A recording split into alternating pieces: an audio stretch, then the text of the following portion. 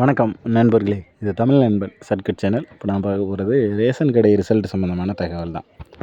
So இதற்கு பார்த்திங்க அப்படின்னா ஒரு 2-3 மாதங்களுக்கு மேலே நம்ம இன்டர்வியூ அட்டன் பண்ணியாச்சு. அட்டன் பண்ணிவிட்டு இதற்கான செலெக்ஷன் லிஸ்ட் அப்படின்றது கொடுக்கல. அதாவது ஃபைனல் செலெக்ஷன் லிஸ்ட். இதில் பார்த்திங்க அப்படின்னா தேர்வோ இல்லை மற்ற ப்ரொசீஜரோ எதுவும் கிடையாது. வெறும் இன்டர்வியூவில் நல்லா பர்ஃபார்ம் பண்ணுறவங்களுக்கு, அதற்கான எலிஜிபிள் இருக்கிற நபர்களுக்கு வேலை அப்படின்றது தான் ப்ரொசீஜர்.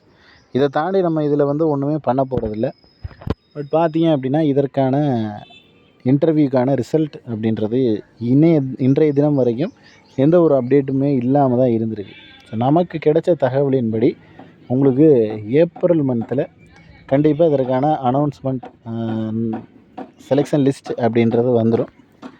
மேக்ஸிமம் மே மந்தில் ஜாயினிங் அந்த ரேஞ்சில் இருக்கும். ஸோ மேக்ஸிமம் பார்த்தீங்க அப்படின்னா மே மாதத்தில் முதல் வாரத்திலேயே ஜாயினிங்கிற மாதிரி தான் இருக்கும்.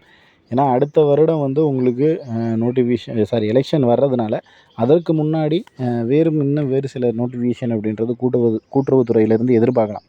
ஸோ அந்த காரணத்தினால தான் நமக்கு கொஞ்சம் டிலே ஆகிக்கிட்டு இருந்துச்சு. கண்டிப்பாக ஏப்ரலில் உங்களுக்கு இதற்கான ரிசல்ட் பப்ளிஷ் பண்ணி மேலே ஜாயினிங் இருக்கும். ஜாயின் பண்ணினதுக்கப்புறம் அடுத்த நோட்டிஃபிகேஷன், அதாவது ஒன்று ரேஷன் கடைக்கு வரலாம், அல்லது டிஆர்பி அல்லது எஸ்ஆர்பி, இந்த மாதிரியான தேர்வுகள் மொத்தத்தில் கூட்டுறவுத்துறையிலேருந்து இன்னும் ஒரு பணியிடங்களுக்கான அறிவிப்பு அப்படின்றது கண்டிப்பாக வெளியாகும். ஸோ அது ஒரு வருடமும் அனௌன்ஸ் பண்ணிக்கிட்டே தான் இருக்காங்க. கடந்த முறை பார்த்திங்கன்னா டிஆர்பி போட்டாங்க.